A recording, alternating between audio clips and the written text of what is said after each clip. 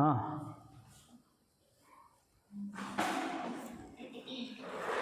ಏನ್ರೋ K SET full form? ಹಾಂ ಹಾಂ, C E T full form ಅಂದರೆ ಏನು ಹೇಳು? ಒಂದು ವರ್ಡ್ ಬಿಟ್ಟು ಹೇಳು, ಒಂದು ಲೆಟರ್ ಬಿಟ್ಟು ಅಂತ ಹೇಳಿಲ್ಲ ನಾನು. ಏಯ್, ಕೆ ಸೆಟ್ ಅಂದರೆ ಫುಲ್ ಫಾರ್ಮ್ ಏನು? ಹಾಂ, ಗೊತ್ತಿರಲಿ ಆಯಿತಾ? ಏನು? ಕರ್ನಾಟಕ ಕಾಮನ್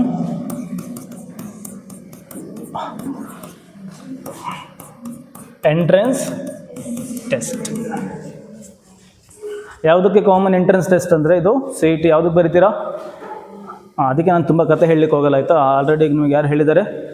ಅದು ನೋಡಬಾರ್ದು, ಅದ್ರ ಪಾಡಿಗೆ ಅದಿರಲಿ. ಅದಕ್ಕೆ ಡಿಸ್ಟರ್ಬ್ ಆಗುತ್ತೆ ಕೇಳಿದ್ದು. ಇಲ್ಲ ಅಲ್ವಾ? ಇಲ್ಲಿ ನೋಡಿ, ಅಲ್ಲೂ ಇರೋದು ನಾನು, ಇಲ್ಲೂ ಇರೋದು ನಾನೇ ಅಲ್ವಾ? ಅದಕ್ಕಿಂತ ಇಲ್ಲಿ ಚೆನ್ನಾಗಿ ಕಾಣಿಸ್ತೀನಿ ಆಯಿತಾ. ಈಗ ಇಂಜಿನಿಯರಿಂಗಿಗೆ ಮೆಡಿಕಲಲ್ಲಿ ಕೋರ್ಸ್ಗಳು ಹಾಕಿರ್ತಾರಲ್ವ ಸರು, ಯಾವುದು ಬಿ ಫಾರ್ಮ, ಡಿ ಫಾರ್ಮ ಮತ್ತು ವೆಟರ್ನರಿ, ಫಾರೆಸ್ಟ್ರಿ, ಈ ಥರ ಕೋರ್ಸ್ಗಳಿಗೆ ಒಂದು ಕಾಮನ್ ಎಂಟ್ರೆನ್ಸ್ ಟೆಸ್ಟ್ ಆಯಿತಾ. ಈಗ ಯಾವುದಾದ್ರೂ ಒಂದು ಇಂಜಿನಿಯರಿಂಗ್ ಕಾಲೇಜ್ ತೊಗೊಂಡ್ರೆ, ನಮ್ಮದು ಮ್ಯಾಥ್ಸ್ ಅಲ್ವಾ, ಸೊ ನಾವು ಇಂಜಿನಿಯರಿಂಗ್ ಕಾಲೇಜ್ ಬಗ್ಗೆ ಮಾತಾಡ್ತೀನಿ. ಮ್ಯಾಥ್ಸ್ ಇದಕ್ಕೆ ಬರಲ್ಲ. ಯಾವುದಕ್ಕೆ ಬರಲ್ಲ? ಮೆಡಿಕಲ್ ಫೀಲ್ಡಿಗೆ ಬರಲ್ಲ. ಹೇಳಿರ್ತಾರಲ್ವ ಸರು, ಎರಡು ಸಬ್ಜೆಕ್ಟಾಗಿ ಡಿವೈಡ್ ಮಾಡಿರ್ತಾರೆ. ಒಂದು ಪಿ ಸಿ ಎಮ್, ಇನ್ನೊಂದು ಪಿ ಸಿ ಬಿ. ಒಂದು ನಿಮಿಷ.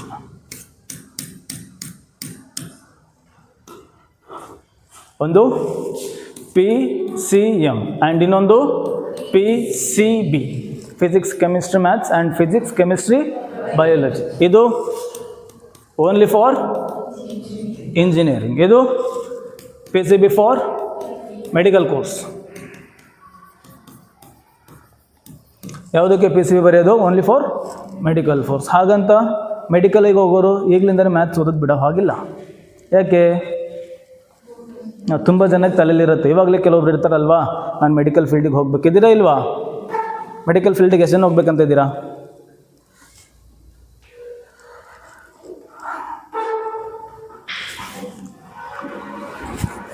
ಹಾಂ. ಇಂಜಿನಿಯರಿಂಗ್ ಫೀಲ್ಡಿಗೆ ಎಲ್ಲಿ ಎರಡು ಇಲ್ಲ ಅಂದರೆ ಯಾವುದಕ್ಕೆ ಹೋಗ್ತೀನಿ ಅಂತ ಕೇಳ್ತಾನೆ ಅಂತ ಕೈಯುತ್ತೆ ಅಲ್ವೇನೋ ನೀನು? ಕಳಿಸ್ಕೊಳ್ಳಿ ಅಲ್ವಾ? ಹಾಗಂತ ಮೆಡಿಕಲ್ ಫೀಲ್ಡಿಗಾದರೂ ಹೋಗಿ ಕೇಳಿಸ್ಕೊಳ್ಳಿ, ಇಂಜಿನಿಯರಿಂಗ್ ಫೀಲ್ಡಿಗಾಗೂ ಹೋಗಿ ಮ್ಯಾಥಮೆಟಿಕ್ಸ್ ಬೇಕೇ ಬೇಕು. ಅರ್ಥ ಆಯ್ತಾ? ಇನ್ಫ್ಯಾಕ್ಟ್ ನೀವು ಮ್ಯಾಥ್ಸು ಓದ್ತೀರಾ, ಎಲ್ಲಿ 1-2 ಬರುತ್ತಲ್ವಾ, ಅಲ್ಲೇನು ಬಂದಂಗೆ? ಮ್ಯಾಥ್ಸ್ ಬಂದಂಗೆ. ಇನ್ನು ಹೈಯರ್ ಲೆವೆಲಿಗೆ ಬಿ ಪಿ ಟಿ ಎಲ್ಲ ಇರುತ್ತೆ, ಬ್ಯಾಚುಲರ್ ಆಫ್ ಫಿಸಿಯೋಥೆರಪಿ ಅಂತ ಕೋರ್ಸ್ ಎಲ್ಲ ಇದೆ. ಅದರಲ್ಲೆಲ್ಲ ಮ್ಯಾಥಮೆಟಿಕ್ಸ್ ಬರುತ್ತೆ, ಫಿಸಿಕ್ಸು ಬರುತ್ತೆ, ಎಲ್ಲ ಬರುತ್ತೆ. ಅರ್ಥ ಆಗ್ತಿದ್ಯಾ? ಫಿಸಿಕ್ಸ್ ಇದೆ ಅಂದರೆ ಮ್ಯಾಥ್ಸ್ ಇದೆ ಅಂತ ಅರ್ಥ. ಹೌದು ತಾನೇ? ಫಿಸಿಕ್ಸ್ ಇದೆ ಅಂದರೆ ಮ್ಯಾಥ್ಸ್ ಇದೆ ಅಂತ ಅರ್ಥ. ಎಲ್ಲಾದರೂ ಫಿಸಿಕ್ಸ್ ಡಿರೈವೇಷನಲ್ಲಿ ಇಂಟಿಗ್ರೇಷನ್ ಅಂತ ಏನಾದರೂ ಬಂದಿದೆಯಾ? ಇದುವರೆಗೂ ನೋಡಿಲ್ಲ ಅಲ್ವಾ? ಮುಂದೆ ಕೆಲವೊಂದು ಕಡೆ ಯೂಸ್ ಮಾಡ್ತಾರೆ, ಇಂಟಿಗ್ರೇಷನ್ ಅಂತ ಯೂಸ್ ಮಾಡ್ತಾರೆ. ನೀನು ಮುಂದೆ ಬರು, ಸಮಸ್ಯೆ ಮಾಡ್ಕೋಬಾರ್ದು. ಸಿಗಲಿಲ್ವಾ ಅವನಿಗೆ?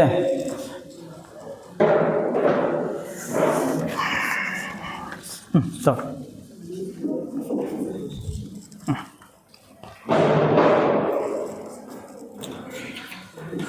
ಹಾಂ, ಸರಿ. ಏನೋ ನನಗೆ ಅಲ್ಲಿದೆ, ನನಗೆ ಇಟ್ಕೊಳ್ಳೋದೆ ನಿಮಗೆ ಕೊಡೋಲ್ಲ ಆಯಿತಾ? ನಿಮಗೆ ಫಸ್ಟ್ ಆಲ್ರೆಡಿ ಸಿಕ್ಕಿತ್ತು. ಕೇಳಿಸ್ಕೊಳ್ಳಿ ಆಯಿತಾ? ಎಲ್ಲೇ ಹೋದರೂ ಮ್ಯಾಥ್ಸ್ ಅಂತೂ ಬೇಕು, ಮ್ಯಾಥ್ಸ್ ಓದಲೇಬೇಕು. ಕೇಳಿಸ್ಕೊಳ್ಳಿ, ಮೆಡಿಕಲ್ ಫೀಲ್ಡ್ ಆದರೂ ಇರಲಿ, ಇಂಜಿನಿಯರಿಂಗ್ ಫೀಲ್ಡ್ ಆದರೂ ಇರಲಿ, ಪಿ ಸಿ ಎಮ್ ಬಿ 4 ಓದಿ. ಅರ್ಥ ಆಗ್ತಿದೆಯಾ? ಪಿ ಸಿ ಎಮ್ ಬಿ 4 ಓದಿ. ಅದಾದಮೇಲೆ ನೀಟ್ನ ಲಾಂಗ್ ಟರ್ಮಲ್ಲಿ ಕ್ರಾಕ್ ಮಾಡ್ತೀನಿ ಅಂತ ಇರಬೇಡಿ. ನೀಟ್ಗೆ 2 ವರ್ಷ ನಾನು ಇಲ್ಲಿ ಓದ್ತೀನಿ. ಕೆಲವೊಬ್ರದ್ದು ಮೈಂಡ್ ಸೆಟ್ ಇರುತ್ತೆ ಸ್ಟೂಡೆಂಟ್ಸ್. ಹೇಗಿರುತ್ತೆ ಅಂದರೆ, ನೀಟ್ಗೆ ನಾನು 2 ವರ್ಷ ಪಿ ಸಿ ಎಮ್ ಬಿ ಮಾಡ್ತೀನಿ, ನಾರ್ಮಲ್ ಬೋರ್ಡ್ ಓದ್ತೀನಿ, ಇನ್ನೊಂದು ವರ್ಷ ಲಾಂಗ್ ಟರ್ಮ್ ಮಾಡಿ ಮೆಡಿಕಲ್ ಫೀಲ್ಡಿಗೆ ಹೋಗ್ತೀನಿ ಅಂತ. ಬೇಡ, ನಿಮಗೆ 2 ವರ್ಷ ಟೈಮ್ ಇದೆ. ಎಷ್ಟು ವರ್ಷ ಟೈಮ್ ಇದೆ? 2 ವರ್ಷ ಟೈಮ್ ಇದೆ. ನೀವು ಇನ್ಫ್ಯಾಕ್ಟ್ ಕೆಲವೊಂದು ಕಾಲೇಜಸಲ್ಲಿ ಬೋರ್ಡ್ ಮಾಡೋದೇ ಇಲ್ಲ, ಬೋರ್ಡ್ ಸಿಲೆಬಸ್ ಮಾಡೋದೇ ಇಲ್ಲ. ಈ JEE ನೀಟೆಲ್ಲ ಓದ್ತಾರಲ್ವಾ, ಮೇನ್ ಅದ್ರ ಬಗ್ಗೆನೇ ಫೋಕಸ್ ಮಾಡ್ತಾರಲ್ವಾ, ಆ ಕಾಲೇಜಸಲ್ಲಿ ಬೋರ್ಡ್ ಪಾಠನೇ ಮಾಡಲ್ಲ. ಬೋರ್ಡ್ ಪಾಠ ಮಾಡೋದವರಿಗೆ ಲಾಸ್ಟ್ ಒಂದು 2 to 3 ಮಂತ್ಸ್ ಮಾಡ್ತಾರೆ. ಅರ್ಥ ಆಗ್ತಿದೆ ನಾನು ಹೇಳ್ತಾ ಇರೋದು? ಅವ್ರಿಗೆ ಓನ್ಲಿ ಫಾರ್ ಕಾಂಪಿಟೇಟಿವ್ ಎಕ್ಸಾಮ್ಗೆ ಪ್ರಿಪೇರ್ ಮಾಡೋದು, ಅಂದರೆ ಅಷ್ಟು ಹೈ ಲೆವೆಲ್ ಓದಿರ್ತಾರೆ ಆಯಿತಾ. ಸೊ ನೀವು ಇವಾಗಲೇ ನೀಟು ಅದು ಬಿಡ್ರು, ಯಾಕ್ರೋ ಇಲ್ಲಿ ನೋಡ್ರು, ತೆಗೆದು ಬಿಡ್ಲಾ? ಹೋಗಲಿ ಅತ್ಲಾಗೆ ತೆಗೆದು ಬಿಡ್ಲಾ? ಬೇಡ ಅಲ್ವಾ? ಅದಕ್ಕೆ ಎಂತ ಏನೈತೆ ಅದರಲ್ಲಿ? ನಾನೇ ಇದ್ದೀನಿ ತಾನೇ? ಆ ಫೋನಲ್ಲಿ ನಾನೇ ಇದ್ದೀನಿ ತಾನೇ? ಹಾಂ, ಸರಿ ಕೇಳಿಸ್ಕೊಳ್ಳಿ. ಏನು ಹೇಳ್ತಿದ್ದೆ? ನೀಟ್ ಮತ್ತು ಲಾಂಗ್ ಟರ್ಮ್ ಮಾಡೇ ಬರಿತೀನಿ ಅಂತ ಹೋಗಬೇಡಿ, ಆಯಿತಾ. ನಾನು ಹೇಳಿದ್ದೆ ಲಾಸ್ಟ್ ಇಯರ್ ಒಂದು ಸ್ಟೂಡೆಂಟ್ಸಿಗೆ ಹೇಳಿದ್ದೆ, ಅವಳು ಎಕ್ಸಾಮ್ ಆದಮೇಲೆ ಹೇಳ್ತಾ ಹೌದು ಸರ್ ನೀವು ಹೇಳಿದ್ದು ಕೇಳಬೇಕಿತ್ತು ಅಂತ. ಅವ್ನು ಮತ್ತು ಅವಳು ಈ ವರ್ಷ ಲಾಂಗ್ ಟರ್ಮ್ಗೆ ಹೋಗಿದ್ದಾಳೆ. ಅಲೆನ್ ಕೇಳಿದ್ದೀರಾ? ಅಲೆನ್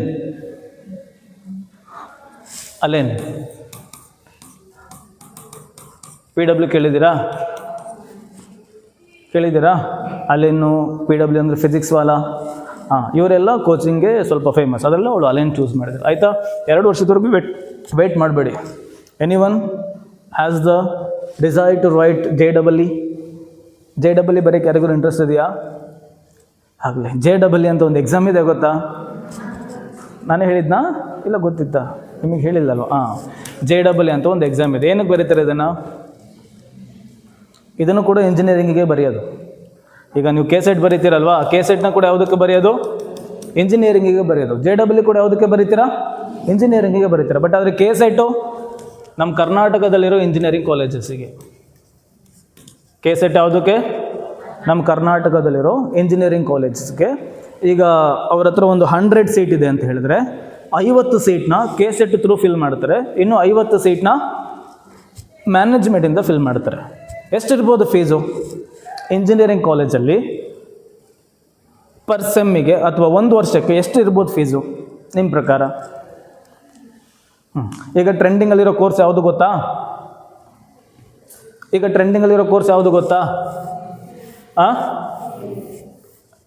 ಸರಿ, AI ಅಲ್ವಾ?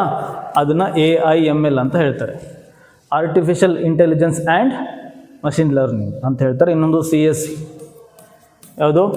Computer science engineering. ಇದೆರಡು ಕೋರ್ಸ್ ಅಲ್ವಾ? ನೀವು KCET ಥ್ರೂ ಹೋಗಿಲ್ಲ, ನಾರ್ಮಲ್ ಮ್ಯಾನೇಜ್ಮೆಂಟಿಂದ ಹೋಗಿದ್ದೀವಿ. ಯಾವುದರಿಂದ ಹೋಗಿದ್ದೀನಿ? ಮ್ಯಾನೇಜ್ಮೆಂಟ್ ಸೀಟಿಂದ ಹೋಗಿದ್ದೀನಿ. ಒಂದೊಳ್ಳೆ ಕಾಲೇಜ್, ಒಂದು ಆವ್ರೇಜ್ ಕಾಲೇಜಲ್ಲಿ ಸ್ಟಡಿ ಮಾಡಬೇಕಂತ ಇಷ್ಟಪಟ್ಟಿದ್ದೀರಾ, ಓಕೆನಾ? ಹಾಗಿದ್ದಾಗ ನಿಮಗೆ ಎಷ್ಟು ಆಗ್ಬೋದು ಫೀಸು 1 ವರ್ಷಕ್ಕೆ? ಇಂಜಿನಿಯರಿಂಗ್ ಎಷ್ಟು ವರ್ಷ ಅಪ್ಪ? 4 ಇಯರ್ಸ್ ಅಲ್ವಾ? ಅದು ಗೊತ್ತು. ಎಷ್ಟಿರ್ಬೋದು 1 ವರ್ಷಕ್ಕೆ? ಈಗ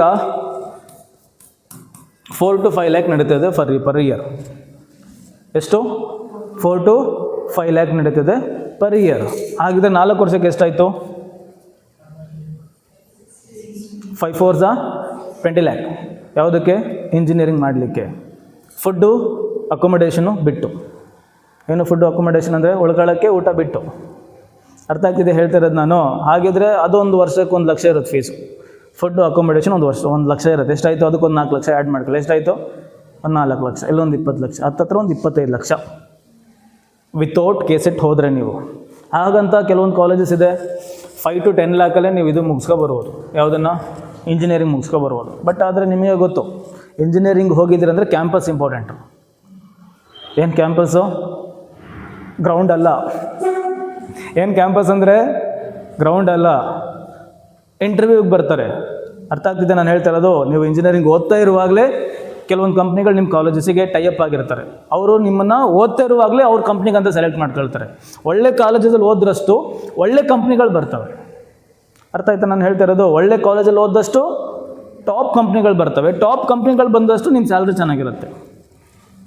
ಅರ್ಥ ಆಯ್ತಾ ನಾನು ಹೇಳ್ತಾ ಇರೋದು? ಸೊ ದಟ್ ಒಳ್ಳೆ ಕಾಲೇಜಲ್ಲಿ ಓದಬೇಕಂದ್ರೆ ಮ್ಯಾನೇಜ್ಮೆಂಟ್ ಸೀಟಿಗೆ ಹೋದರೆ ಒಂದು 25 ಲಕ್ಷ ಬೇಕು.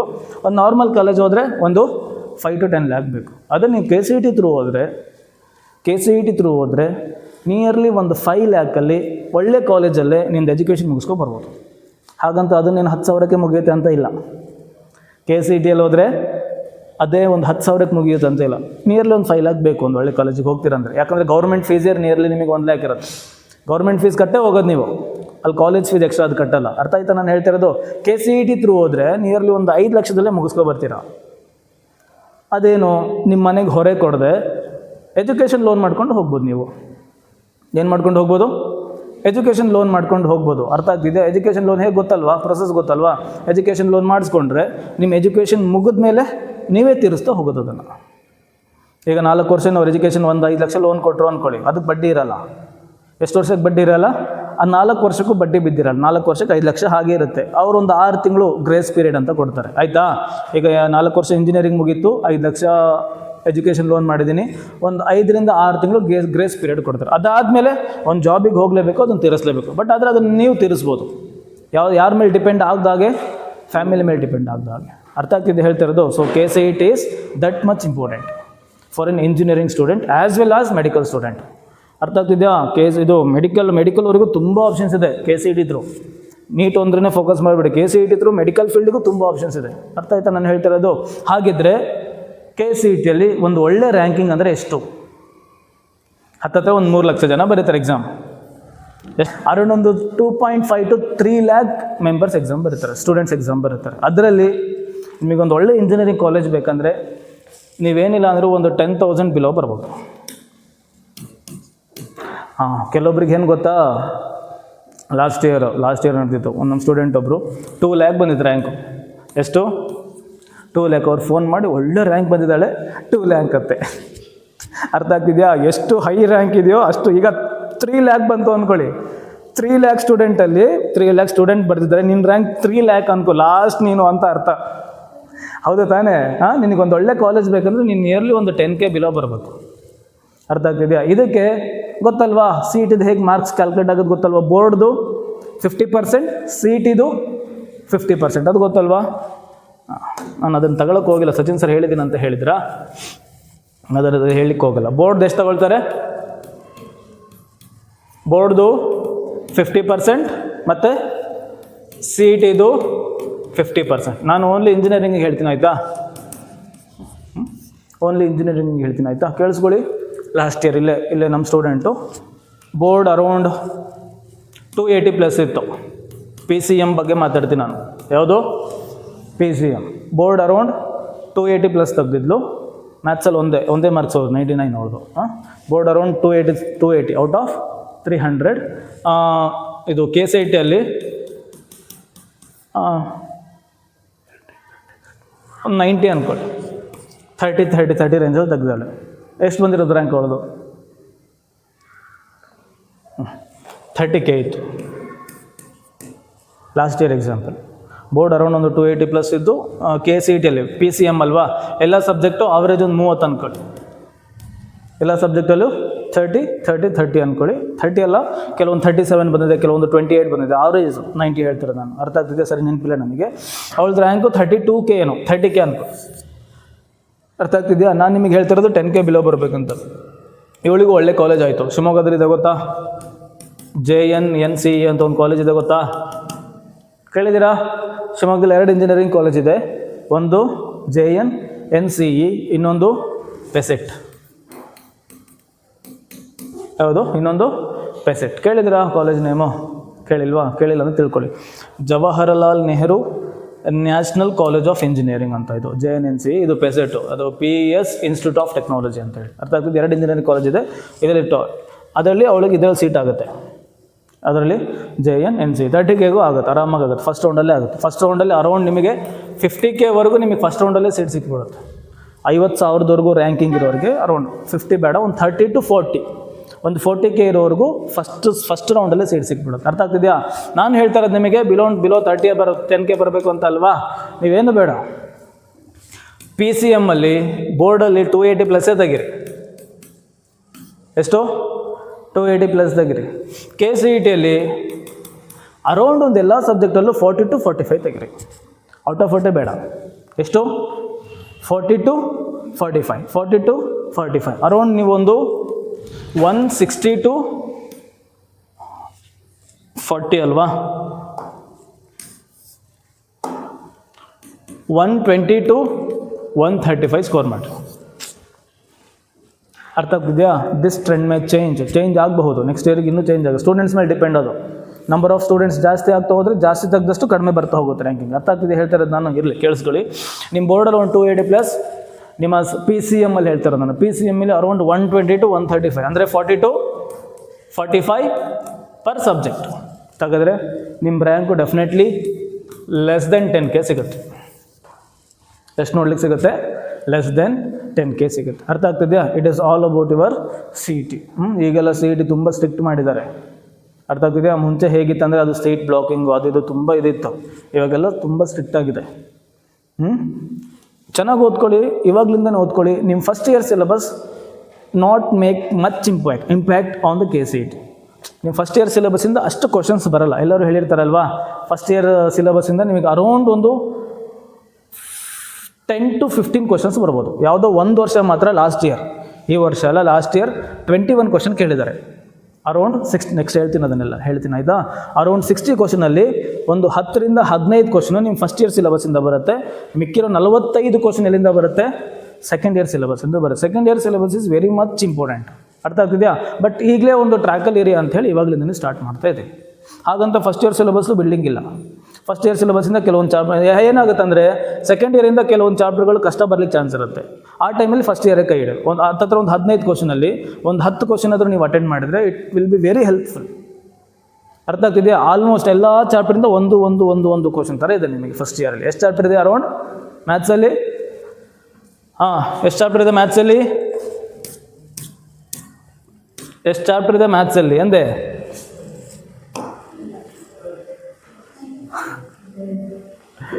ಎಷ್ಟು ಚಾಪ್ಟರ್ ಇದೆ ಮ್ಯಾಥ್ಸಲ್ಲಿ? ಮ್ಯಾಥ್ಸಲ್ಲಿ 14 ಚಾಪ್ಟರ್ಸ್ ಇದೆ. ಎಷ್ಟು ಚಾಪ್ಟರ್ಸ್ ಇದೆ? 14 ಚಾಪ್ಟರ್ಸ್ ಇದೆ. ಅರ್ಥ ಆಗ್ತಿದೆಯಾ? 14 ಚಾಪ್ಟರ್ಸಿಂದ ಹತ್ರ ಒಂದೊಂದು ಕ್ವಶನ್ ಥರ ಬರುತ್ತೆ. ಸೆಕೆಂಡ್ ಇಯರಲ್ಲಿ 13 ಚಾಪ್ಟರು. 13 ಚಾಪ್ಟರಿಂದ ಅರೌಂಡ್ ನಿಮಗೆ 40 to 45 ಕ್ವಶನ್ಸ್ ಬರುತ್ತೆ. ಅರ್ಥ ಆಗ್ತಿದೆಯಾ? ನೋಡ್ತಾ ಹೋಗಿಲ್ಲಿ ಅಲ್ಲಿ ಕೊಟ್ಟಿದ್ದೀನಿ ನಿಮಗೆ. This is chapter wise analysis of your KCET questions. ಅರ್ಥ ಆಗ್ತಿದೆಯಾ? Chapter wise analysis of your KCET. ಇಲ್ಲಿ ನೋಡಿ, ಇದು first year and second year ಎರಡು ಸೇರಿ. ಈ ITF ಅಂತ ಏನು ಬರ್ತಿದ್ದೀನಲ್ವಾ, ಅದು second year chapter. Inverse trigonometric function ಅಂತ. ಈ ವರ್ಷ ಟ್ರಿಗ್ನೋಮೆಟ್ರಿಕ್ ಫಂಕ್ಷನ್ ಓದ್ತೀರಾ. Chapter number 3 relation and function ಕೊಟ್ಟಿಲ್ಲ. Relation and function second year ಜೊತೆ ಸೇರಿಸಿದೆ. ಅರ್ಥ ಆಗ್ತಿದೆಯಾ? ಯಾವುದು? ಟ್ರಿಗ್ನೋಮೆಟ್ರಿಕ್ ಫಂಕ್ಷನ್ ಚಾಪ್ಟರ್ ನಂಬರ್ 3 ಓದ್ತಿರಲ್ವಾ, ಅದ್ರ ಜೊತೆಗೆ ಸೆಕೆಂಡ್ ಇಯರಲ್ಲಿ ಒಂದು ಚಾಪ್ಟರ್ ಬರುತ್ತೆ. ಯಾವುದು? ITF ಅಂತೇಳಿ, ಇನ್ವರ್ಸ್ ಟ್ರಿಗ್ನೋಮೆಟ್ರಿಕ್ ಫಂಕ್ಷನ್. ಅದಾದಮೇಲೆ ಇಲ್ಲಿ ಪ್ರೊಬ್ಯಾಬಿಲಿಟಿ ಇದೆ ಅಲ್ವಾ, ಪ್ರೊಬ್ಯಾಬಿಲಿಟಿ ಕೂಡ ಫಸ್ಟ್ ಆ್ಯಂಡ್ ಸೆಕೆಂಡ್ ಇಯರ್ ಎರಡು ಸೇರಿ ಕೊಟ್ಟಿರೋದು. ಅರ್ಥ ಆಗ್ತಿದೆ ಹೇಳ್ತಿರೋದು? ನೋಡಿ, ನಿಮಗೆ ಸೆಟ್ಟಿಂದ ಕಾನ್ಸ್ಟೆಂಟಾಗಿ ಎಷ್ಟು ಕ್ವಶನ್ಸ್ ಕೇಳ್ತಾ ಹೋಗಿದ್ದಾರೆ? 2021 ಕೊಡ್ತೀನಿ. 21 ಯಾವುದು ಕೇಳಿಲ್ಲ. 22 ಎಷ್ಟು ಕ್ವಶನ್ ಕೇಳ್ತಾ ಹೋಗಿದ್ದಾರೆ ಕಾನ್ಸ್ಟೆಂಟಾಗಿ? 2 ಕ್ವಶನ್ಸ್ ಕೇಳ್ತಾ ಹೋಗಿದ್ದಾರೆ. ಹಾಗೆ ಸೆಟ್ಟಿಂದ ಎಷ್ಟು ಕ್ವಶನ್ಸ್ ಬರುತ್ತೆ ನನಗೆ? ಆವ್ರೇಜ್ 1-2 ಕ್ವಶನ್ ಬರ್ಬೋದು KCETಗೆ. ನೆಕ್ಸ್ಟು ಟ್ರಿಗ್ನೋಮೆಟ್ರಿ ಆ್ಯಂಡ್ ITF ಇಂದ 3-2 ಇದೆರಡರಲ್ಲಿ ಮ್ಯಾಕ್ಸಿಮಮ್ ಹೋಗ್ಬಿಟ್ಟಿದೆ. ಎಷ್ಟು ಕೇಳಿದ್ದಾರೆ? 5 ಕ್ವಶನ್ಸ್ ಕೇಳಿದ್ದಾರೆ. ಅರೌಂಡ್ ಒಂದು 3 ಕ್ವಶನ್ಸ್ ನಿಮಗೆ ಟ್ರಿಗ್ನೋಮೆಟ್ರಿಯಿಂದ 2 ಕ್ವಶನ್ ಕೇಳ್ತಾರೆ. ITF ಇಂದ 1 ಕ್ವಶನ್ ಕೇಳಬಹುದು. ಟ್ರಿಗ್ನೋಮೆಟ್ರಿಯಿಂದ 2 ಕ್ವಶನು, ITF ಇಂದ 2 ಕ್ವಶನ್ ಕೇಳ್ತಾರೆ. Next complex number chapter number 4 ಎಲ್ಲ ಇಯರು 1 ಕ್ವಶನ್ ಆಯಿತಾ. ನೆಕ್ಸ್ಟು ಲೀನಿಯರ್ ಇನ್ಇಕ್ವಾಲಿಟಿ, ಅದು ಕೂಡ ಆವ್ರೇಜ್ 1 ಕ್ವಶನ್ ಕೇಳ್ಬೋದು. ನೆಕ್ಸ್ಟು ಪರ್ಮಿಟೇಷನ್ ಆ್ಯಂಡ್ ಕಾಂಬಿನೇಷನ್ ಒಂದು 2 ಕ್ವಶನ್ ಕೇಳಿದರೆ ಇದು ಈ ನೋಡಿ ವೇರಿ ಆಗ್ತಾ ಹೋಗುತ್ತೆ. ಅರ್ಥ ಆಗ್ತಿದೆ? ಯಾವುದಾದ್ರು ಒಂದು ಚಾಪ್ಟರ್ 2 ಕ್ವಶನ್ ಕೇಳಿದರೆ ಇನ್ನೊಂದು ಚಾಪ್ಟರ್ 1 ಕ್ವಶನ್ ಕೇಳ್ತಾರೆ. ಇಂಟರ್ಚೇಂಜ್ ಮಾಡಿಬಿಡುತ್ತೆ. ನೋಡಿ ಇಲ್ಲಿ ಒಂದು ಇಲ್ಲಲ್ಲ ನೋಡಿದ್ನಲ್ಲ ಅದನ್ನು ಇರಲಿ. ನೆಕ್ಸ್ಟ್ ಬೈನಾಮಿಯಲ್ ಥಿಯರಮ್ ನೋಡಿ. ಈ ವರ್ಷ ಅದ್ರ ಮೇಲೆ ಕ್ವಶನ್ ಕೇಳಿಲ್ಲ. ಆ್ಯಕ್ಚುಲಿ ನಾನು ಇದು ಸ್ಟೂಡೆಂಟ್ಸಿಗೆ ಮಾಡಿಸಿರಲಿಲ್ಲ ಈ ವರ್ಷ. ನಾನೇ ಗೆಸ್ ಮಾಡಿದೆ ಬೈನಾಮಿಯಲ್ ಥಿಯರಮ್ ಕೇಳಲ್ಲ ಅಂತ ಹೇಳಿ, ಕೇಳೇ ಇಲ್ಲ. ಅರ್ಥ ಆಗ್ತಿದೆ? ಎಲ್ಲ ಇಯರು 1 ಬಟ್ ಇಲ್ಲೋರಿ ಬೈನಾಮಿಯಲ್ ಥಿಯರಮಲ್ಲಿ ಕೇಳಿದರೆ ಕೇಳ್ಬೋದು, ಇಲ್ಲಾಂದರೆ ಇಲ್ಲ. ಆ ಥರ ಚಾಪ್ಟರ್ ಆಯಿತಾ. ನಾಟ್ ಮಚ್ ಇಂಪಾರ್ಟೆಂಟ್, ಬಟ್ ಆದರೆ ಒನ್ ಟೈಮ್ ಓದಿರ್ತೀರ. ನಿಮ್ಮ ಥಿಯರಿಯಲ್ಲಿ ಕೂಡ ಒಂದೇ ಎಕ್ಸಸೈಸ್ ಇರೋದು ಬೈನಾಮಿಯಲ್ ಥಿಯರಮ್. ಎಷ್ಟು ಎಕ್ಸಸೈಸು? ಒಂದೇ ಎಕ್ಸಸೈಸ್. ಓನ್ಲಿ 6 ಮಾರ್ಕಿಗೆ ಬರುತ್ತೆ. ಒಂದು MCQ ಬರುತ್ತೆ, ಒಂದು 2 ಮಾರ್ಕ್ ಬರುತ್ತೆ, ಒಂದು 3 ಮಾರ್ಕ್ ಬರುತ್ತೆ. 6 ಮಾರ್ಕ್ಸಿಗೆ ಬರುತ್ತೆ, ಅಷ್ಟೇ ಬರುತ್ತೆ ಆಯಿತಾ. ನೆಕ್ಸ್ಟು ಸೀಕ್ವೆನ್ಸ್ ಆ್ಯಂಡ್ ಸೀರೀಸ್, ಅದರಲ್ಲೂ ಕೂಡ ಆಲ್ಮೋಸ್ಟ್ 2 1 2 ಇದು 0 1 0 ಅರೌಂಡ್ 1ರಿಂದ 2 ಕ್ವಶನ್ ಬರುತ್ತೆ. ಯಾವುದು? Sequence and series. Next straight lines chapter number 9. ಹೌದು, ಚಾಪ್ಟರ್ ನಂಬರ್ 9 ಸ್ಟ್ರೈಟ್ ಲೈನ್ಸ್ ಇಲ್ಲಿ 8 ಆಗಿದೆ. ಯಾಕೆ? ಚಾಪ್ಟರ್ ನಂಬರ್ 2 ಆ್ಯಡ್ ಮಾಡಿಲ್ಲ ಆಯಿತಾ. ಚಾಪ್ಟರ್ ನಂಬರ್ 8 ಸ್ಟ್ರೈಟ್ ಲೈನಿಂದ ಕೂಡ ಅರೌಂಡ್ 1 ಕ್ವಶನ್ ಬರುತ್ತೆ. 1 to 2 ಕ್ವಶನ್, 1 to 2 1 1 ಅಲ್ವಾ, ಅಂದರೆ 1 to 2 ಕ್ವಶನ್ ಬರ್ಬೋದು ಸ್ಟ್ರೈಟ್ ಲೈನಿಂದ ಕೂಡ. ನೆಕ್ಸ್ಟ್ ಕೋನಿಕ್ ಸೆಕ್ಷನ್ ಕೂಡ ಎಲ್ಲ ಒಂದೊಂದು ಕ್ವಶನು. ಫಸ್ಟ್ ಇಯರಲ್ಲಿ ನಿಮಗೆ ನೋಡ್ಲಿಕ್ಕೆ ಸಿಗೋದೆ 1 2 1 2 1 2 ಇರುತ್ತೆ. ಇಲ್ಲಿ ನೋಡಿ ಲಿಮಿಟ್ಸ್ ಆ್ಯಂಡ್ ಡೆರಿವೇಟಿವ್ಸ್. ಈ ವರ್ಷ 1-2 ಕ್ವಶನ್ ಕೇಳಿದ್ದಾರೆ, ಮಿಕ್ಕಿರೋದೆಲ್ಲ 1 ಇದ್ಯಾವುದು ಒಂದು ವರ್ಷ 3 ಕ್ವಶನ್ ಕೇಳಿದ್ದಾರೆ. ನೆಕ್ಸ್ಟು ಸ್ಟ್ಯಾಟ್ಸ್, ಎಲ್ಲ ವರ್ಷ ಒಂದೊಂದೇ ಕ್ವಶನ್. ನೆಕ್ಸ್ಟು ಪ್ರೊಬ್ಯಾಬಿಲಿಟಿ, ಫಸ್ಟ್ ಇಯರ್ದು ಮತ್ತು ಸೆಕೆಂಡ್ ಇಯರ್ದು ಸೇರಿ. ಹೇಗಿರುತ್ತೆ ಅಂದರೆ ನಿಮಗೆ ಇದರಲ್ಲಿ ಫಸ್ಟ್ ಇಯರ್ದು 1-2 ಕ್ವಶನ್ ಕೇಳ್ತಾರೆ, ಸೆಕೆಂಡ್ ಇಯರ್ದು 1-2 ಕ್ವಶನ್ ಕೇಳ್ತಾರೆ. 2 to 3 ಕ್ವಶನ್ಸ್ ಕೇಳ್ತಾರೆ. ಅರ್ಥ ಆಗ್ತಿದೆ? ಬೇಸಿಕ್ಕು ಇದರಲ್ಲಿ ಒಂದು 5 ಕ್ವಶನಲ್ಲಿ 1 2ರಿಂದ 3 ಕ್ವಶನ್ ಅಂತೂ ಆರಾಮಾಗಿ ಅಟೆಂಡ್ ಮಾಡ್ಬೋದು. ಅರ್ಥ ಆಯ್ತಾ ಹೇಳ್ತಿರೋದು? It is all about your first year. Next second year ನೋಡಿ. Second year syllabus is very much important. Second year syllabus ನಿಮಗೆ ತುಂಬ ಇಂಪಾರ್ಟೆಂಟ್. ಯಾಕಂದರೆ ಅಲ್ಲಿ 4ರಿಂದ 5 ಚಾಪ್ಟರ್ ಓದೋದು ಒಂದೇ, ಇಲ್ಲಿ ಒಂದೇ ಚಾಪ್ಟರ್ ಓದೋದು ಒಂದೇ. ಅರ್ಥ ಆಗ್ತಿದೆ ಹೇಳ್ತಾ ಇರೋದು? ಅಲ್ಲಿ 4ರಿಂದ 5 ಚಾಪ್ಟರ್ ಓದು ಒಂದೊಂದು 5 ಕ್ವಶನ್ ಅಟೆಂಡ್ ಮಾಡೋದು ಒಂದು, ಇಲ್ಲಿ ಒಂದೇ ಚಾಪ್ಟರ್ ಓದೋದು ಒಂದೇ. ಅರ್ಥ ಆಗ್ತಿದೆ? ಅದ್ರಲ್ಲಿ ತುಂಬ ಇಂಪಾರ್ಟೆಂಟ್ ಯಾವುದಪ್ಪ ಅಂದರೆ relation and function, matrices, continuity and differentiability, ಮತ್ತು ಇನ್ನೊಂದು ವೆಕ್ಟರ್ ಮತ್ತು 3D. ಈ 5 ಯೂನಿಟ್ಗಳು ನಿಮಗೆ ಮ್ಯಾಕ್ಸಿಮಮ್ ಮಾರ್ಕ್ಸ್ ಕೊಡ್ತಾವೆ. ನೋಡಿ ಓದಿರ್ಬೇಕಾದ್ರೆ relation and function first year ಮತ್ತು ಸೆಕೆಂಡ್ ಇಯರ್ ಎರಡು ಸೇರಿ. ಈಗ ರಿಲೇಷನ್ ಆ್ಯಂಡ್ ಫಂಕ್ಷನ್ ಓದ್ತಾ ಇದ್ದೀವಲ್ವಾ ಚಾಪ್ಟರ್ ನಂಬರ್ 2 ಅಲ್ಲಿ, ಅದನ್ನು ಮತ್ತು ಸೆಕೆಂಡ್ ಇಯರಲ್ಲಿ ಫಸ್ಟ್ ಚಾಪ್ಟರ್ ನಿಮಗೆ ರಿಲೇಷನ್ ಆ್ಯಂಡ್ ಫಂಕ್ಷನ್, ಅದನ್ನು ಎರಡನ್ನೂ ಸೇರಿ ಎಷ್ಟು ಕ್ವಶನ್ಸ್ ಇದೆ? ಅರೌಂಡ್ 5, 6, 4, 4, 3, 4 ಅಂದರೆ ಅರೌಂಡ್ 5 to 6 ಕ್ವಶನ್, ಒಂದು 4 ರಿಂದ 5 ಕ್ವಶನ್ ಕಾಣಲಿಕ್ಕೆ ಸಿಗುತ್ತೆ. ಫಸ್ಟ್ ಇಯರಿಂದ ಒಂದು 2 ಕ್ವಶನ್ ಕೇಳ್ತಾರೆ, ಸೆಕೆಂಡ್ ಇಯರಿಂದ ಒಂದು 2 ರಿಂದ 3 ಕ್ವಶನ್ ಕೇಳ್ತಾರೆ. ಅರ್ಥ ಆಯ್ತಾ ಹೇಳ್ತಾ ಇರೋದು ನಾನು? ರಿಲೇಷನ್ ಆ್ಯಂಡ್ ಫಂಕ್ಷನಿಂದ 5 ಕ್ವಶನು. ಇದು 2 ಯೂನಿಟ್ ಇದೆ ಇದರಲ್ಲಿ. Matrix 1 unit, determinants 1 unit, 2 unit ಇದೆ. ಸೆಕೆಂಡ್ ಚಾಪ್ಟರ್ ಎಲ್ಲ ಹಾಕಿದ್ದೀನಿ. ಎಲ್ಲಿ ITF ಅಂತ ಬರ್ದಿದ್ದಲ್ವಾ, ಅದು ಸೆಕೆಂಡ್ ಯೂನಿಟ್, ಇದು 3rd ಯೂನಿಟ್, ಇದು 4th ಯೂನಿಟ್. 2ರಿಂದ ಎಷ್ಟು ಕೇಳಿದ್ದಾರೆ ನೋಡಿ? 9, 8. ಇದು ಬಿಡಿ, ಇದೊಂದು ವರ್ಷ ಯಾಕೋ ಕಡಿಮೆ ಕೇಳಿದ್ರೆ 5 ಕ್ವಶನ್. ಅದು ಬಿಟ್ಟರೆ 7, 8 ಅರೌಂಡ್ ಒಂದು 7 to 8 ಕ್ವಶನ್ಸ್ ಕೇಳಿದ್ರೆ. ಎಷ್ಟು ಕ್ವಶನ್ ಆಯ್ತಪ್ಪ? 5 + 9 ಎಷ್ಟಾಯಿತು?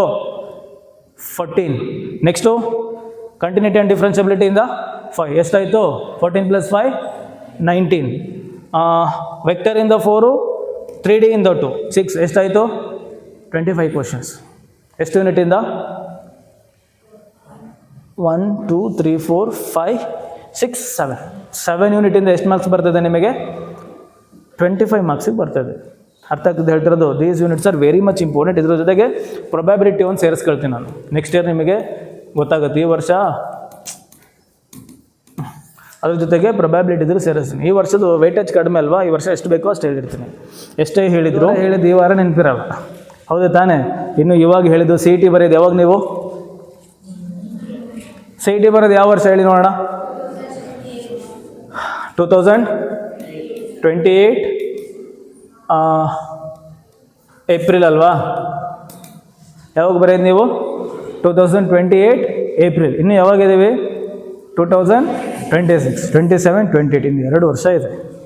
ಅರ್ಥ ಆಗ್ತಿದೆಯಾ? ಈ ಕಥೆ ಇಲ್ಲ. ಇನ್ನು ಎಕ್ಸಾಮ್ 1 ಮಂತ್ ಇರುವಾಗ ಇನ್ನೊಂದು ಟೈಮ್ ರಿಪೀಟ್ ಮಾಡ್ತೀನಿ. ಇನ್ನು ಎಕ್ಸಾಮ್ 1 ಮಂತ್ ಇರುವಾಗ ರಿಪೀಟ್ ಮಾಡಿರ್ತೀನಿ. ಹಾಗೆ ಗೊತ್ತಿರಲಿ ಅಂತ ನಿಮಗೆ ಹೇಳಿ ಅವ್ರು, ಅದಕ್ಕೆ ನಿಮಗೆ ಅಲ್ಲಿ ಟೈಪ್ ಮಾಡಿ ಕೊಟ್ಬಿಟ್ಟಿದ್ದೀನಿ. ಅರ್ಥ ಆಗ್ತಿದೆಯಾ? ಮತ್ತೆಲ್ಲ ಹೇಳ್ತಾ ಕೂರಲ್ಲ, ಸಾಕು. ಇದು ನಿಮ್ಮ ಕ್ಲಾಸ್ ವೈಸ್ ಮಾರ್ಕ್ಸ್ ಡಿಸ್ಟ್ರಿಬ್ಯೂಷನ್.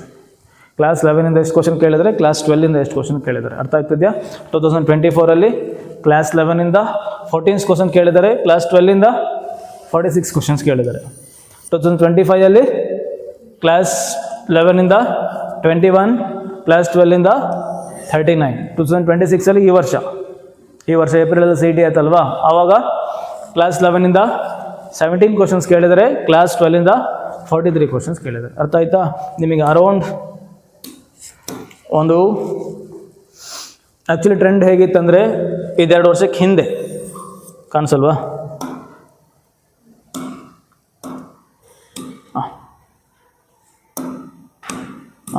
ಇದೆರಡು ವರ್ಷಕ್ಕೆ ಹಿಂದೆ ಟ್ರೆಂಡ್ ಹೇಗಿತ್ತಪ್ಪ ಅಂದರೆ, ನಿಮಗೆ ಫಸ್ಟ್ ಇಯರಿಂದ ಅರೌಂಡ್ ಒಂದು 10 to 15 ಕ್ವಶನ್ ಕೇಳ್ತಿದ್ರು. ಸೆಕೆಂಡ್ ಇಯರಿಂದ ಒಂದು 45 to 50 ಕ್ವಶನ್ಸ್ ಕೇಳ್ತಿದ್ರು. ಟ್ರೆಂಡ್ ಹೀಗೆ ಇರ್ತಿತ್ತು. ಬಟ್ ಇದು ಈ ವರ್ಷಗಳಲ್ಲಿ ಏನಾಗಿದೆ ಅಂದರೆ, ಫಸ್ಟ್ ಇಯರ್ಗೂ ಸ್ವಲ್ಪ ಇಂಪಾರ್ಟೆನ್ಸ್ ಜಾಸ್ತಿ. ಇದೆರಡು ವರ್ಷ ನೋಡಿ, ಫಸ್ಟ್ ಇಯರ್ಗೂ ಸ್ವಲ್ಪ ಇಂಪಾರ್ಟೆನ್ಸ್ ಜಾಸ್ತಿ ಕೊಡ್ತಾರೆ. ಇವಾಗ ನಾನು ಏನು ಹೇಳ್ತೀನಿ ಅಂದರೆ, ಒಂದು 15 to 20 ಕ್ವಶನ್ ಫಸ್ಟ್ ಇಯರಿಂದ ಬರ್ಬೋದು. ಒಂದು ಎಷ್ಟು 40 to 45 ಕ್ವಶನ್ ಸೆಕೆಂಡ್ ಇಯರಿಂದ ಬರ್ಬೋದು. ಅರ್ಥ ಆಗ್ತಿದೆ ಹೇಳ್ತಿರೋದು? ಒಂದು 15 to 20 ಕ್ವಶನ್ ಫಸ್ಟ್ ಇಯರಿಂದ ಬರ್ಬೋದು, ಒಂದು 40 to 45 ಕ್ವಶನ್ಸ್ ಎಲ್ಲಿಂದ ಬರ್ಬೋದು? ಸೆಕೆಂಡ್ ಇಯರಿಂದ ಬರ್ಬೋದು. ಫಸ್ಟ್ ಇಯರ್ನ ಕೂಡ ನೆಗ್ಲೆಕ್ಟ್ ಮಾಡೋ ಹಾಗಿಲ್ಲ, ಯಾವುದನ್ನು ಕೂಡ ನೆಗ್ಲೆಕ್ಟ್ ಮಾಡಬಾರ್ದು, ಫಸ್ಟ್ ಇಯರ್ನ ಕೂಡ ನೆಗ್ಲೆಕ್ಟ್ ಮಾಡೋ ಹಾಗಿಲ್ಲ. ಸರಿ, ಹಾಗಿದ್ರೆ ನೋಡ್ತಾ ಹೋಗೋಣ. ಒಂದು ಕೇಸೆಟ್ ಬಗ್ಗೆ ಐಡಿಯಾ ಬಂತ, ಮ್ಯಾಥ್ಸ್ ಹೇಗಿರುತ್ತಂತ?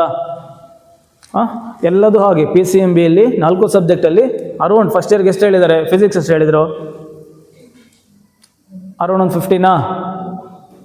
15 ಬರೋದು. ಕೆಮಿಸ್ಟ್ರಿ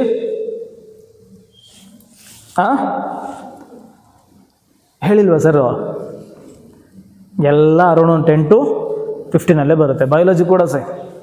ಅರ್ಥ ಆಗ್ತಿದೆ ಹೇಳ್ತಿರೋದು ನಾನು? ಸೊ ಹೀಗಿರುತ್ತೆ. ಹಾಗಿದ್ರೆ ಸೆಟ್ ನೋಡ್ತಾ ಹೋಗೋಣವಾ? ಹೇಳಿ, ಯಾರು ನೆಬಿಸ್ಲಿ?